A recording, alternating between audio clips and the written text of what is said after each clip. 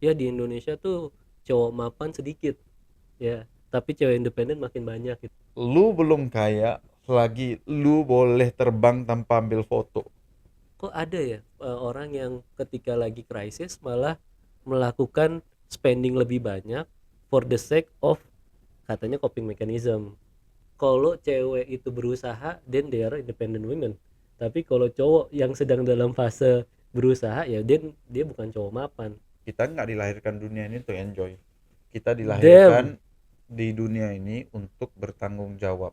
Karena menurut aku cowok tuh nggak dilahirkan untuk menikmati dunia. Ah, shit man. One, two, three, four.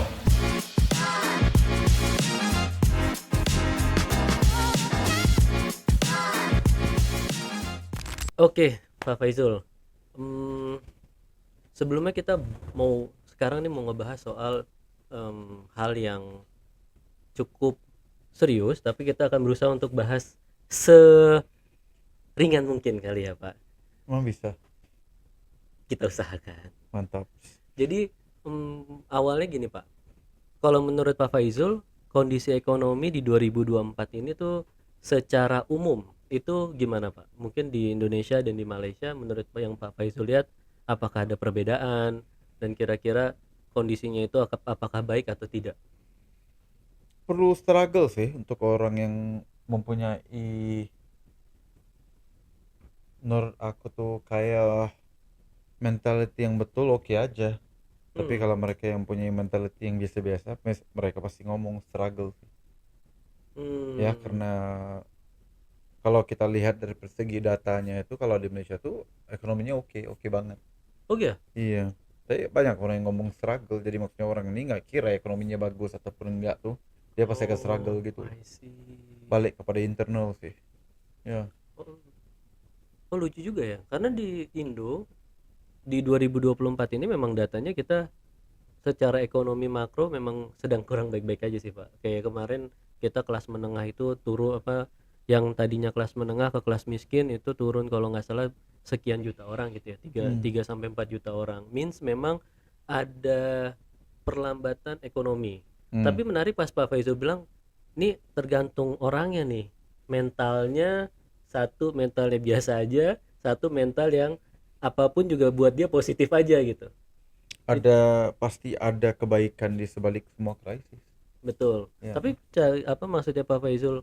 Ada mental yang dimanapun kondisinya yang Pak Faizul bilang Malaysia lagi baik, ada aja yang ngerasa krisis. Tapi ada juga yang apapun kondisinya ya dia bisa strive aja gitu, kayak baik-baik aja gitu. Maksudnya Hmm. yang membedakan itu seperti apa sih Pak? Cara kita melihat kan lens Hmm. kita itu.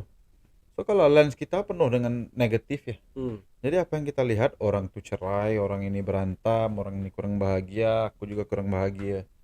Itu kan lensa ya. Hmm. Di sebaliknya itu kalau kita tuh melihat di sosial media tuh, bila kita melihat kebahagiaan orang lain, ada yang iri sampai nangis, ada yang sedih, Oh. ada juga di sebaliknya, aku juga butuh kayak gini, jadi aku perlu fight supaya anak aku, keluarga aku bisa kayak orang ini deh. So setiap orang itu kan dihantar pada kita tuh sebagai contoh ya, Ya. contoh untuk kita tuh mau jadi apa. Kalau dia orang yang baik, contoh untuk kita jadi seperti itu. Kalau dia orang yang jahat, juga contoh untuk kita, aku nggak jadi mau jadi goblok seperti dia. Ya, ya. Setuju sih. Jadi Hmm. sebenarnya sudut pandang. Cuman yang menarik ketika Pak Faizul bilang, ya ini kan masalah gimana dia sudut pandang dia melihat gitu. Nah, one of the things yang sedang happening juga nih Pak, dan ini jadi sorotan media nasional ya, itu ada satu coping mechanism bagi orang-orang yang saat ini berada dalam kondisi yang mereka rasa sedang tidak stabil ya, financially tidak stabil, ekonomi juga mungkin mereka lihat nggak jelas nih arahnya nih. Itu malah melakukan sesuatu yang kita sebut sebagai doom spending. Pak Faizul familiar nggak Pak dengan istilah doom spending? Enggak, Enggak. karena saya nggak buat kan, nggak bisa jadi, ya udahlah. Jadi karena Pak Faizul tidak melakukan jadi nggak tahu ya. Ya enggak. Nah ini Anak aku mungkin ya, ya nggak ada uang tapi spend terus gitu. benar juga sih. Ya. Nah tapi itu exactly Pak. Maksudnya pengertiannya itu artinya lu nggak punya, lagi nggak punya duit, pemasukan lu mungkin oke lah, dia punya duit, dia punya tabungan, tapi dalam uncertainty yang mungkin bulan depan lo belum tahu apa kalau bisa dapet duit atau enggak, lo memutuskan buat spend uang lo dan memutuskan buat melupakan masa depan lo tuh kayak gimana gitu. Nah, kan lucu ya buat kita ketika dengar kok ada ya orang yang ketika lagi krisis malah melakukan spending lebih banyak for the sake of katanya coping mechanism. Tapi saya nggak nemu logikanya gitu loh. Aku nggak nemu gitu logikanya. Kalau menurut Pak Faizul nih, apakah fenomena ini tuh fenomena yang lazim atau sebetulnya ini keanehan yang terjadi aja gitu? Menurut saya semua orang tuh kita bisa lumpuhkan kepada dua kategori. Hmm, Nomor satu kategori logika, nomor dua tuh kategori emosi. oke. Lu nggak bisa ngerti karena lu orangnya logika. Aku juga Oke. kalau aku nggak belajar psikologi, aku nggak ngerti. Jadi orang yang Oh. pemikirannya tuh, moodnya tuh benar-benar mengikut emosi, mereka tuh nggak ada Hmm. logikanya. Kalau aku pengen makan ini, ya udah aku order dan pengen makan ini. Walaupun lu udah tahu tuh nggak baik untuk kolesterol lu, nggak baik untuk wallet lu. Oh, Karena ya mereka ya tuh ya ya ya benar-benar ya ya buat ya ya. keputusan hidup itu berdasarkan perasaan semata-mata gitu, nggak ada logikanya. So jadi Hmm. orang yang logika nggak akan pernah ngerti pemikiran orang emosi itu gimana. Benar juga. Ya, so jadi kalau kita biasanya ya, yang biasanya kalau kita boleh kelompokkan, yang pakai logika biasanya cowok, yang pakai emosi biasanya cewek. I see. Kayak ayam sama dengan itik kan, Betul betul betul. berantem terus, nggak ngerti nih yang ngomongnya apa, Hmm, hmm. right? So, dan hari ini kita juga ada banyak cewek yang maskulin logika. Jadi mereka menanggung Oh. beban keluarga gitu kan, mereka So, finance-nya bagus. Ya bisa ngawal, kontrol, malah sengsara demi keluarga apa semua tuh. Dan hmm. ada juga banyak cowok-cowok yang kebalikan, cowok-cowok feminin yang badannya sado tapi perangannya kayak cewek umur 16 tahun. Dikit-dikit nangis, dikit-dikit mau beli Ya itu, ya ya ya. dipuji dikit, oh keren bro. Oh, suka dia Langsung, bener. karena membutuhkan validasi daripada orang luar. Yang logika tuh nggak perlu validasi pada orang luar, yang emosi itu butuh validasi terus. Hmm. Kamu sayang aku nggak? Jadi saya bingung jawabnya deh. Nah Sayang gitu. sayang sayang sayang Sayang sayang sayang sayang. sayang. Kalau Maaf aku jadi maaf macan, sayang. kalau aku jadi macan, kamu sayang aku nggak? Iya. Nggak, kalau jadi macan jangan. Saya lari ke yang lain.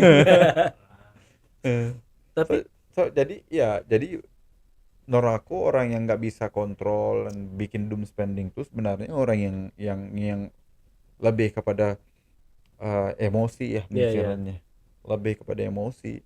Jadi nggak bisa pikir jangka masa panjang. Yang logika tuh mereka pikir impact perbelanjaan ini 3-10 tahun ke depan. Hmm. Hmm. Dan hari ini kita tuh lihat orang yang ikut emosi itu sebenarnya banyak, Banyak banyak. logika tuh dikit. Walau nggak benar, cuma Betul. bedanya mayority orang yang di online itu flexing berbagai itu, mayoritinya orang apa? Emosi. Iya. Dan belum tentu benar juga sih Pak, Iya, mereka flexing. mereka yang logika terus tuh mereka tuh nggak pakai social media soalnya. Iya iya iya. Hmm. So jadi banyak aja yang logika, banyak yang bagus, tapi mereka tuh nggak di social media. Hmm. Mereka nggak konsumsi TikTok ataupun Instagram. Mereka lebih kepada YouTube, belajar, ya, improve yourself gitulah. Baik cewek ataupun cowok. Hmm. Betul juga sih. Mungkin Hmm. kadang-kadang orang juga akhirnya ya mungkin in my opinion ya Pak, jatuhnya tuh bukan masalah ya karena oke lah karena dia tipikalnya yang emosional. Cuman emosional ini kan kadang-kadang juga dipengaruhi oleh ya tadi butuhnya validasi dari luar, insekuritas orang itu. Jadi yang shrouded jadi bikin pengambilan keputusan mereka juga nggak masuk akal gitu. Nah, bahkan ada ada salah satu konten viral yang akhirnya juga banyak didiskusikan sama orang, yaitu ada satu artis kita bilang ya di Indonesia tuh cowok mapan sedikit ya tapi cewek independen makin banyak gitu, kayak kurang lebih more or less begitulah pernyataannya. Means itu kan sebetulnya mendiskreditkan pria gitu. Apakah itu juga bisa berpengaruh ya akhirnya ngebuat ya gua kalau mau dipandang sama pasangan gua mau nggak mau harus tampil baik, memaksakan untuk tampil mapan, yang akhirnya berujung juga pada si doom spending itu. Gimana kalau menurut Pak Faizul tatanan ini yang ya yang apa ya, pernyataan bahwa kalau cewek itu berusaha then they are independent women, tapi kalau cowok yang sedang dalam fase berusaha ya then dia bukan cowok mapan. Nah, itu kan juga berpengaruh. Itu menurut Pak Faizul gimana? Oh, simple aja, karena double standard ya. Ah, oke. So True, jadi true. cewek kerja sebagai barista, gajinya 3 juta. Cewek independen, Betul. bagus. Hmm, Cowok kerja barista, gajinya 4 juta lebih nih. Kurang mapan. Cewek tuh biasanya kerjanya tuh mereka cuma perlu ngurusin diri sendiri. Cowoknya tuh kalau kerja tuh mereka bukan ngurusin diri sendiri doang ya. ya ya. Jadi karena standarnya itu berbeda, jadi meskipun hal pendapatannya sama, tapi kita tuh dianggap sebagai kurang mapan Betul. karena contoh kerja di Jakarta ya. Cowoknya gaji 10 juta sama ceweknya gaji 10 juta. Lifestyle-nya tuh sangat berbeda. Iya iya iya. Karena untuk Benar. cewek itu 10 juta tuh benar-benar untuk Dirinya dia sendiri. sendiri. Right? Untuk cowoknya tuh perlu mikir kalau ada pacarnya dating, emang siapa yang keluar uang? Ya? Nanti 50-50 malah di videoin, nanti di viralin nanti Itu kalau bilang dia. 50-50 ya. Ya udah lu kena perlu bayar tuh cewek, kalau ada emergency untuk family dan apa semua tuh perlu pikir semua itu. Ya. Kadang-kadang cewek udah kerja kosannya masih dibayar oleh papanya, kalau papanya masih Hmm, ada bertanggung jawab gitu kan, karena it's part of responsibility papanya juga ya, betul. bergantung kepada papanya orangnya gimana. Untuk cowok Mana ya? papanya Malu. kaya juga, Malu lu juga. bayar dong, lu bayar, right? Dan cowok yang bayar kosannya sendiri, bensinnya sendiri, motornya sendiri, nggak ada orang yang ngomong itu, oh lu keren sih cowok independen. Iya, udah sewajarnya bro begitu Ya bro. udah Iya ya benar. udah itu basic ya untuk jadi Hmm, cowok dewasa yang itu. mandiri gitu ya. Iya.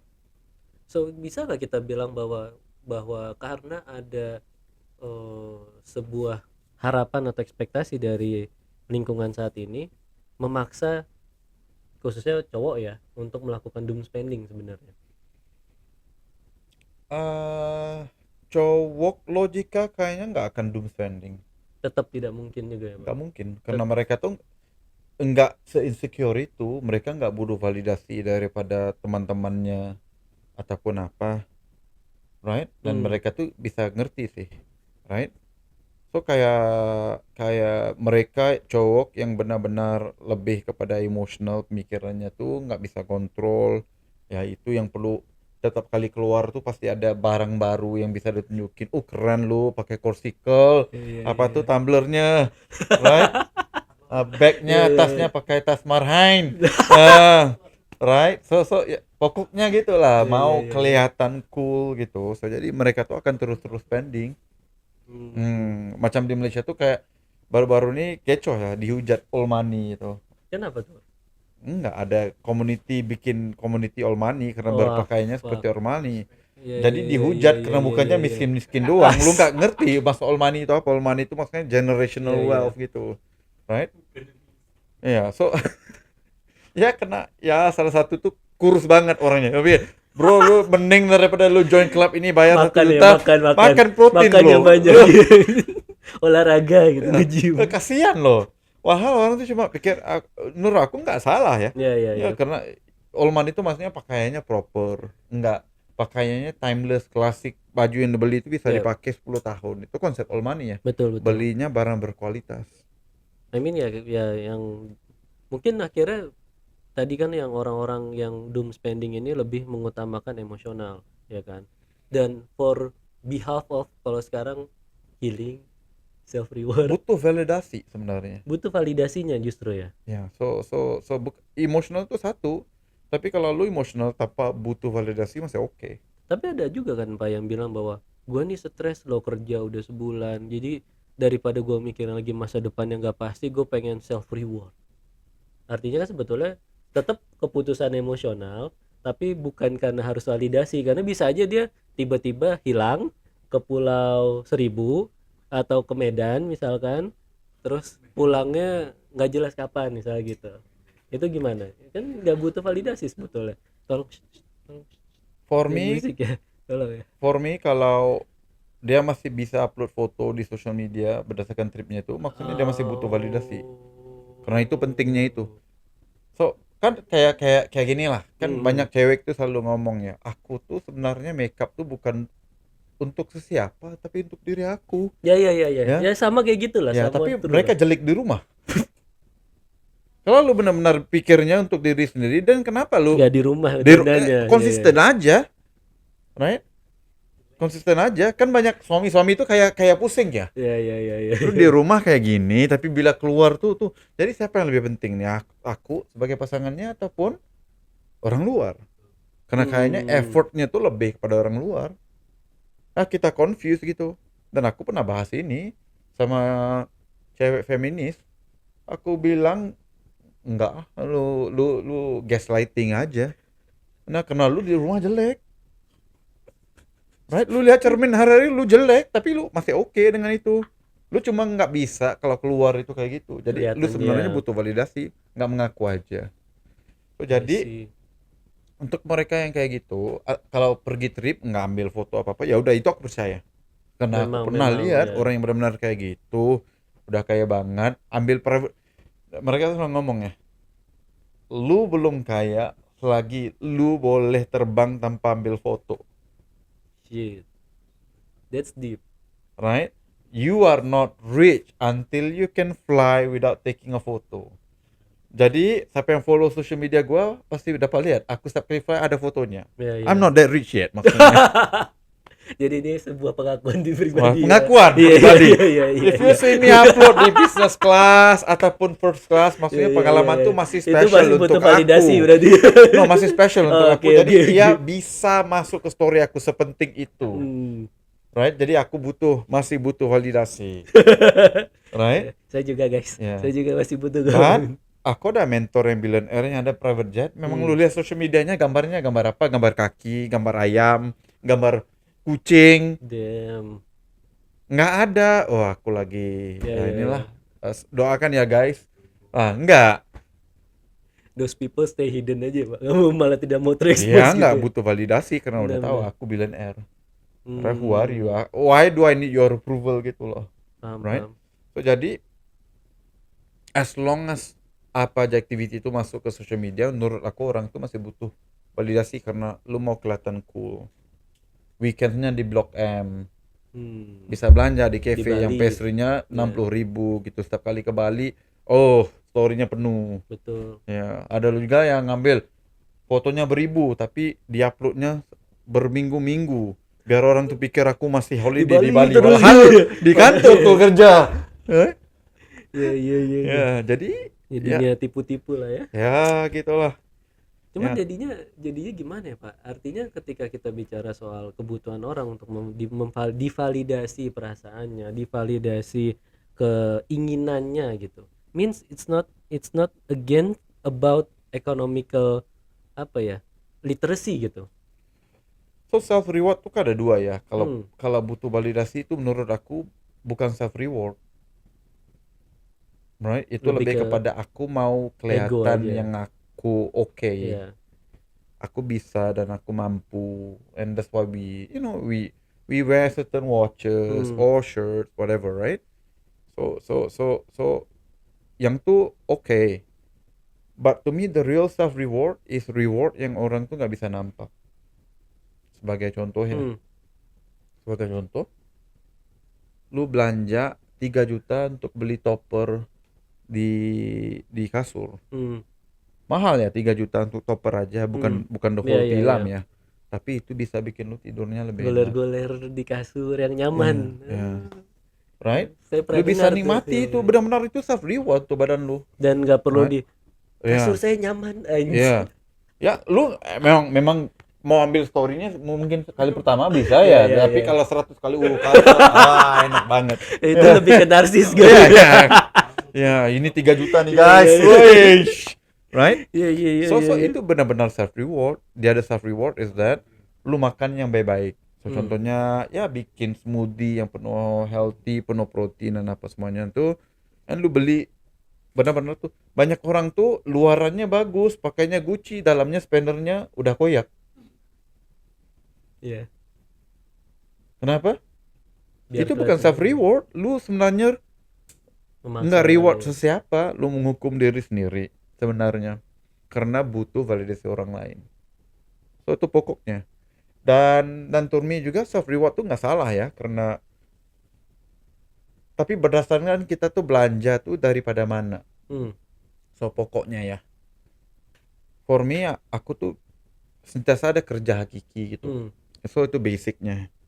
So kerja hakiki itu untuk kita tuh bayar bill, Hmm. untuk teruskan kehidupan yang normal ini kita bayar bill, right? So itu Ya. kerja kita. Cuma aku tuh lebih suka menggunakan untuk belanja yang berlebihan, contoh holiday ataupun jam mahal ataupun baju mahal ataupun apa ya, yang bukan keperluan career. Aku tuh akan bina source of income untuk menampung dosa-dosa keuangan. Ya, so contoh ya, Hmm. aku kalau daripada segi brand yang paling aku suka Ralph Lauren. Hmm. Aku udah beratus ya pakaian Ralph Lauren. Jadi ya nggak murah gitu loh. It's part of business expense, Hmm. right?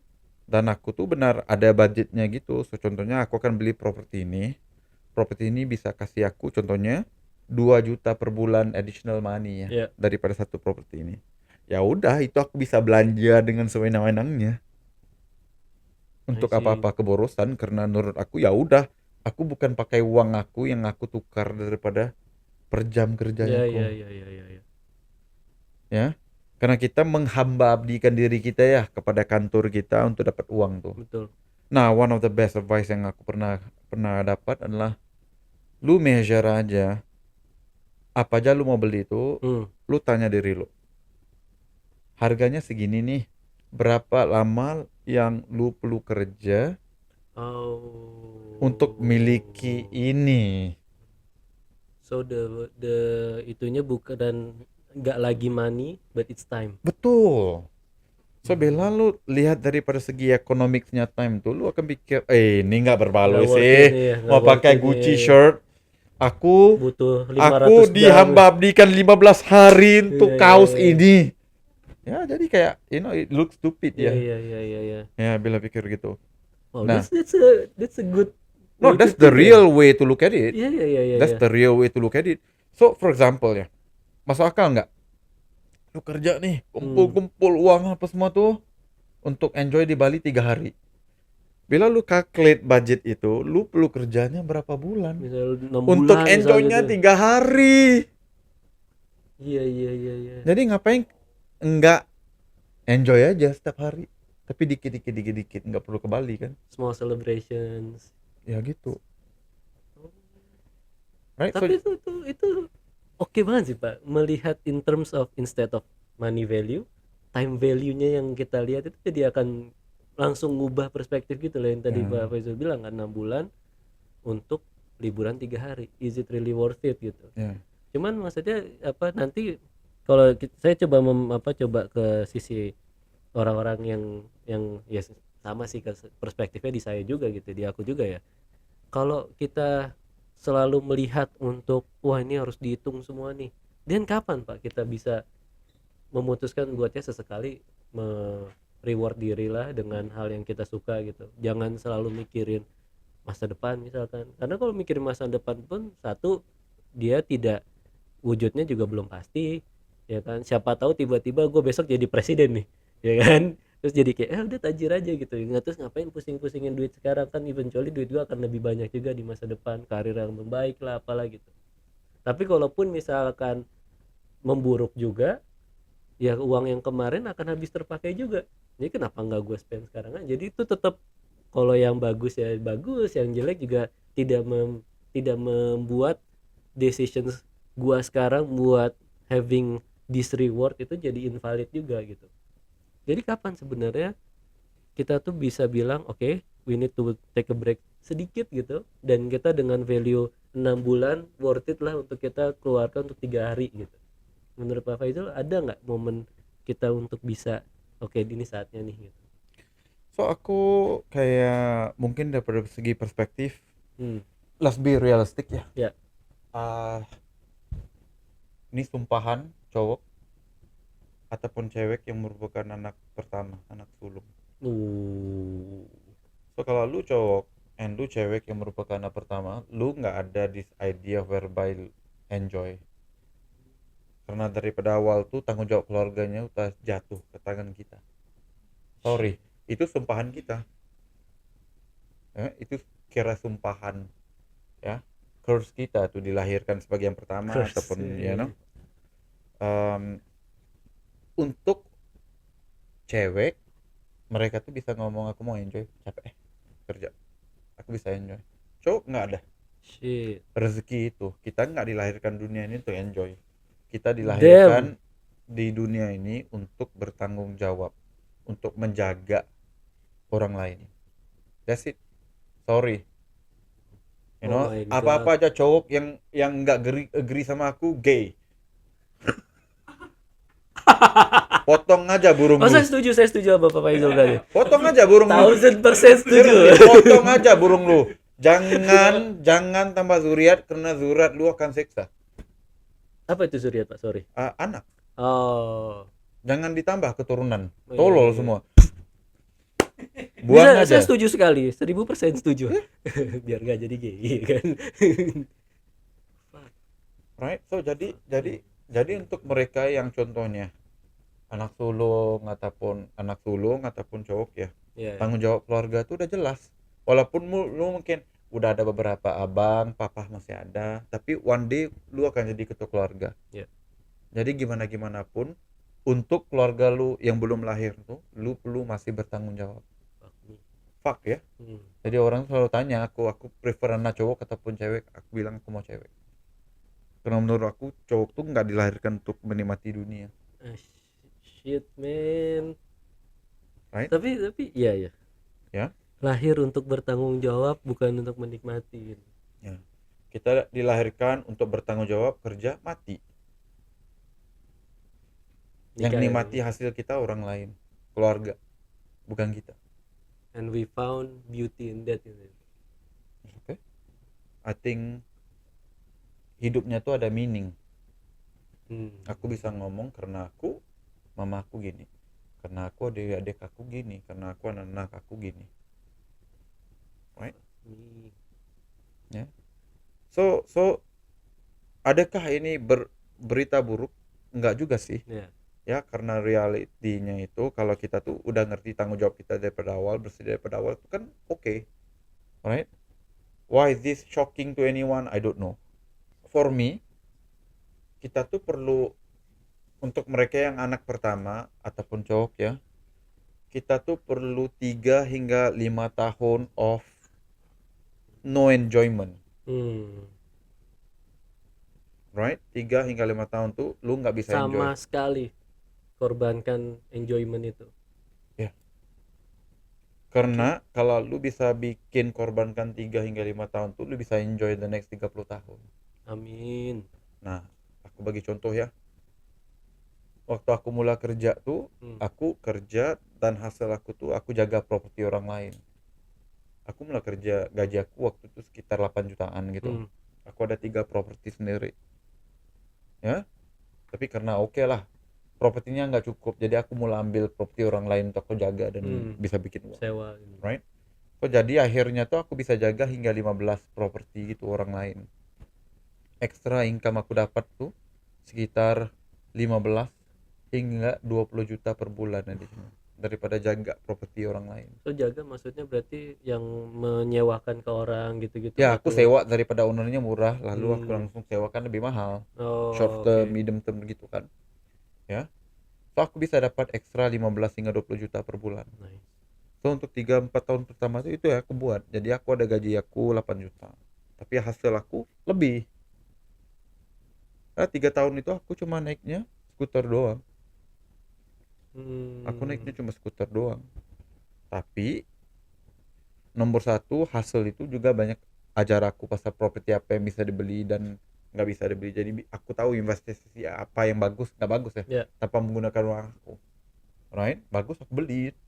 Kalau nggak bagus ya udah aku ambil unit orang aja gitu kan, leverage gitu loh, Iya, iya, iya. right? So ya untuk 5 tahun pertama banyak teman-teman kantor aku lihat aku tuh orang yang kayak nggak ada prospek, bajunya baju bandel gitu ya. Ada nggak di sini bandel yang baju second hand Iya, iya, ya? thrifting. Iya, Thrifting iya. sekarang ini cool, Hmm. waktu itu No, bukan no, cool iya, iya. guys. So baju Nelongso kalau gitu bilangnya. baju 6.000 10.000 aku pakai ke kantor, right? Aku cuma naik motor skuter aku yang udah berapa aku beli waktu zaman kuliah juga pakai uang sendiri. Mau keluar tengok movie juga aku berkira banget, nonton Waduh itu. wayangnya sama teman-teman ya, sama girlfriend aku nggak apa-apa ya, tapi sama teman-teman kayak ya ngapain, aku nggak akan beli Starbucks ya, karena aku sadar diri ya, aku bukan ada level of income, jadi aku kayak ya kopinya buat sendiri apa semua tuh, tapi untuk 3-5 tahun. Jadi umur aku 28 aku bisa nikah tanpa hutang, rumah aku ada dan 5 waktu itu, savings aku juga udah lebih 100 juta. Wah. Kirain saving ratusan juta di bawah 30 tahun cuma mitos. Ternyata attainable ya. Iya. 1,